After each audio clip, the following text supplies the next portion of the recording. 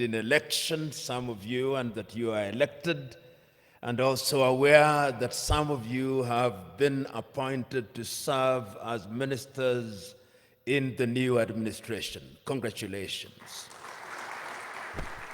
And also permit me to thank the Office of the Prime Minister for inviting me to share my thoughts with you on a subject that I think is very important, not only to the federal government of Ethiopia, but to the people of Ethiopia and by extension the continent of Africa.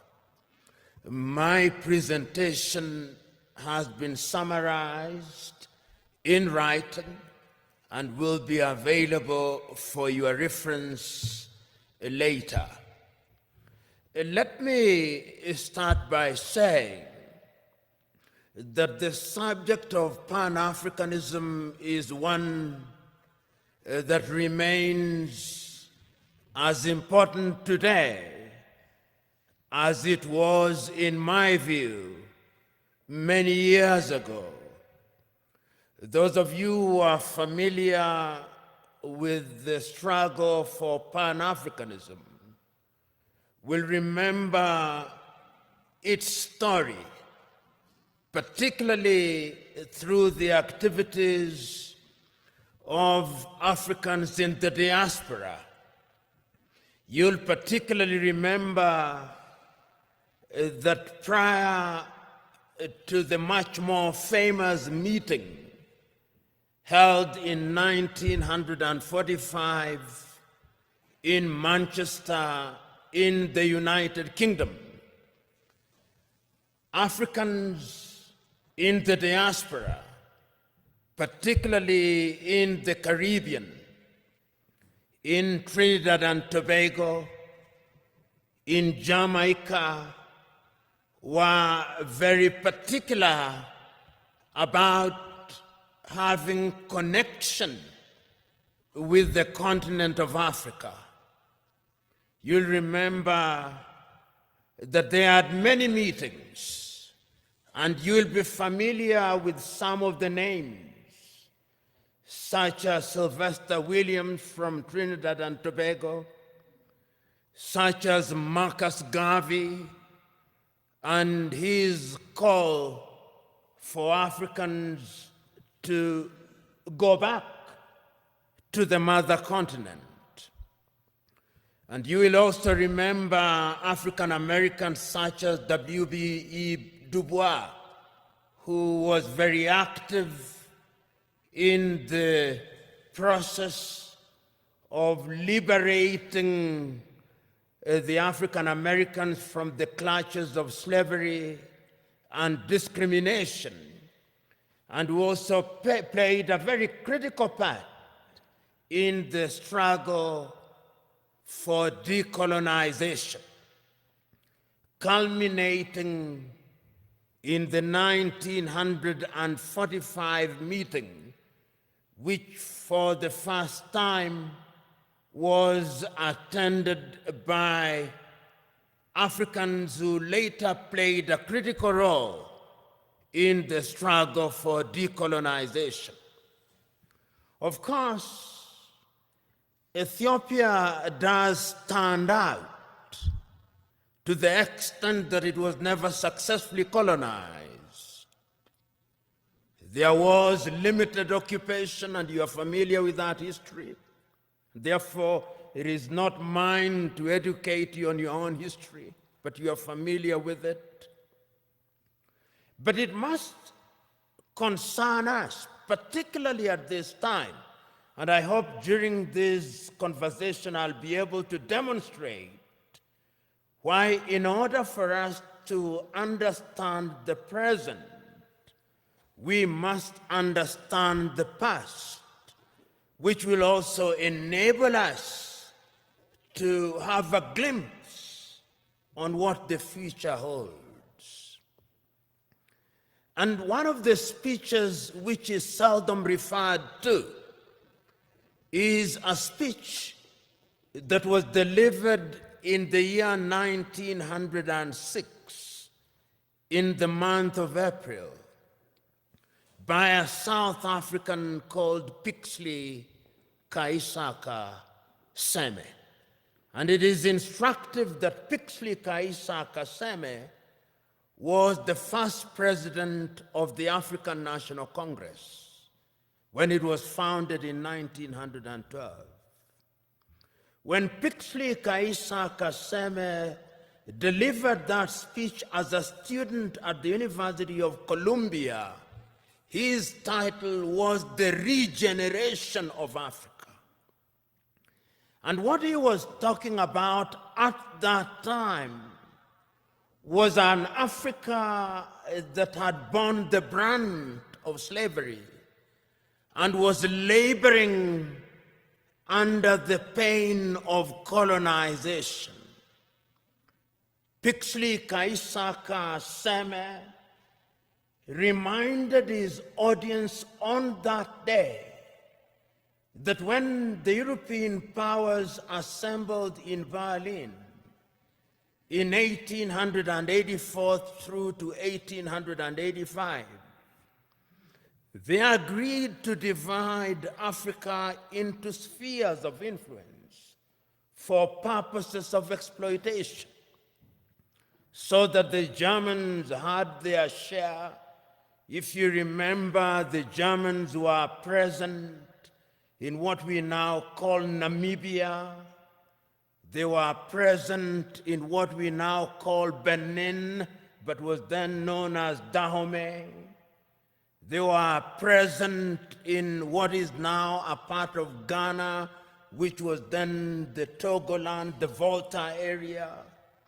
The Belgians were present in Rwanda and Urundi, and they were also present in what is now the Democratic Republic of Congo. The Italians, to the extent that they could, tried to occupy Ethiopia and Eritrea, and were present in a portion of Somalia.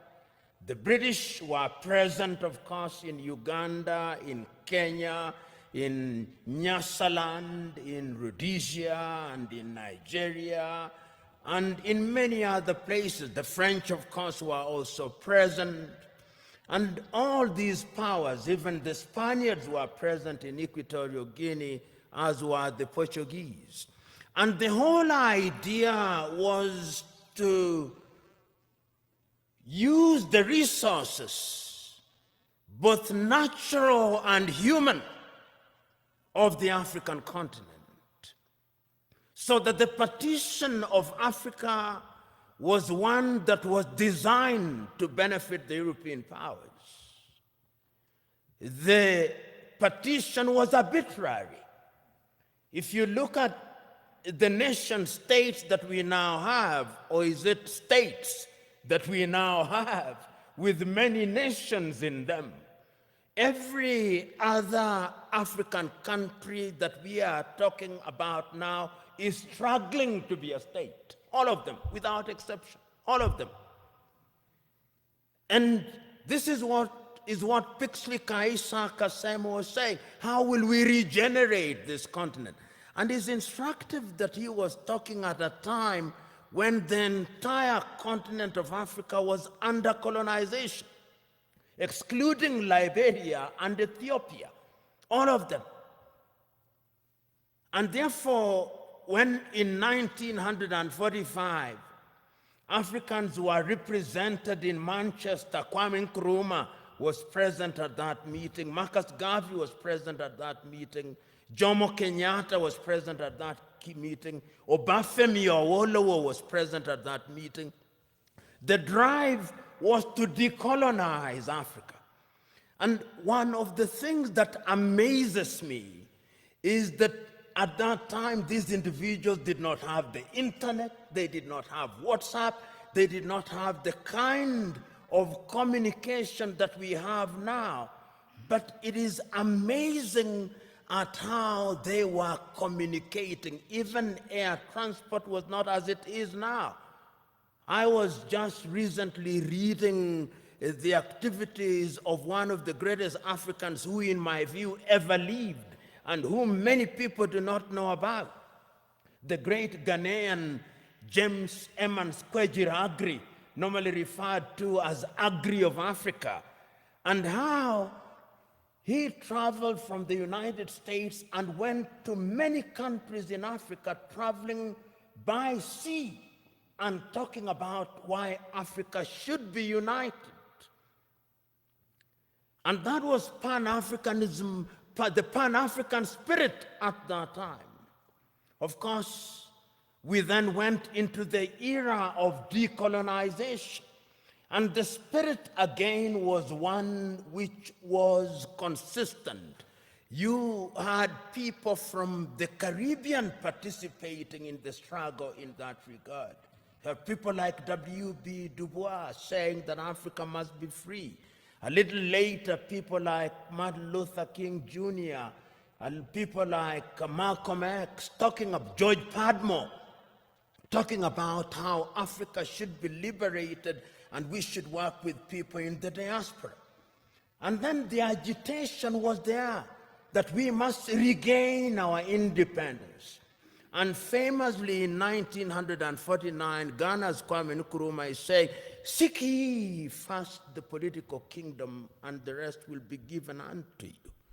And I dare say that the rest has never been given to us. And even if it is coming too slowly. But it is instructive that at that time, the spirit was about the continent of Africa. We were conscious, the leaders were conscious,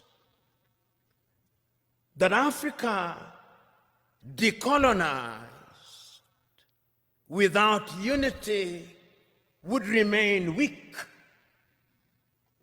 And of course, Africa is weak. The weakest continent on earth is this continent in which we are, our continent.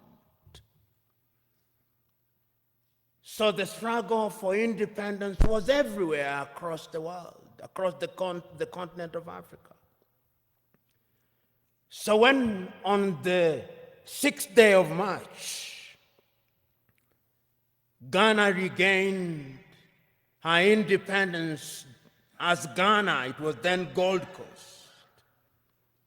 I think the most eloquent and the most passionate warrior for Pan-Africanism was Nkrumah.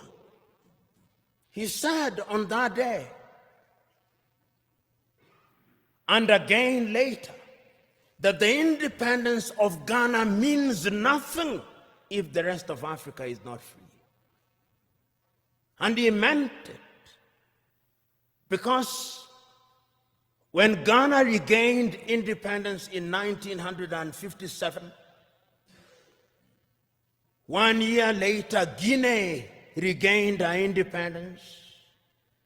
A year later, the French Sudan, or what we now call Mali, regained her independence. They signed a pact to create what they call the African Union. They thought at that time that that would be Africa in her embryonic days. And they invited Patrice Emery Lumumba in 1961, but of course Emery Lumumba was then assassinated in the month of January 1961. And he warned. This is one of the things that always stands out in my mind. That Nkrumah, of all leaders at that time, was able to see that if we were not united, we would go nowhere.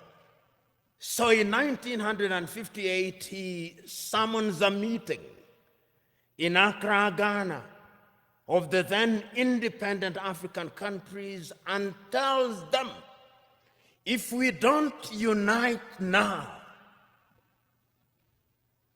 the neo-colonialist is going to ensure that we remain disunited and we remain small, and they are going to ensure that the neo-colonial project continues. In 1961, on the first day of January, again in Casablanca, Morocco, he tells his audience, let us unite now before each one of our leaders begins to get used to power, because power is easy to get used to. You who have been elected will know. Once you become a minister and you become used to people saluting you and opening your doors, if it happens for 1 month, you will find it very difficult if you lose your ministerial position when there is nobody to salute you and to open your doors. That is how attractive power can be. And he warned the people then. But the colonial project was alive and well, because as they were meeting in Casablanca, Morocco, there was another group that was meeting in Monrovia in Liberia. That is how Africa started splitting, creating two groups, the Casablanca group and the Monrovia group. The Casablanca group, which comprised, I think famously, Kwame Nkrumah was there from Ghana, Gamal Abdel Nasser was there from Egypt, Ahmed Ben Bella was there from Algeria, Modibo Keita was there from Mali. They took the view, unite now. The Monrovia group, comprised of William Tubman at that time. Emperor Haile Selassie was also in the Monrovia group. Mwalimu Kambarage Nyerere was in the Monrovia group. They took the view, we want to unite, but gradually. Let it be gradual. So that when Emperor Haile Selassie of Ethiopia convenes a meeting in Addis Ababa on the 23rd through to the 25th day of May 1963, there are two groups already. The Pan-African agenda is already being watered down. There is the Casablanca group and there is the Monrovia group. And the creation of the OAU was a victory for the Monrovia group. And I want you to, there were 32 heads of states and government who met in Addis Ababa, Ethiopia on the 23rd through to the 25th day of May, the year 1963. And I want you to listen to all of those speeches, or the compilation of them. There is a compilation of them that was made in the year 2013 when we were celebrating the 50th anniversary of the Organization of African Unity. And listen to all the speeches, and I pick out a speech from the leader of Central African Republic, David Dacko. David says, Central African Republic is so small that if we are not a part of an African Union, the French will come again. And they have come again.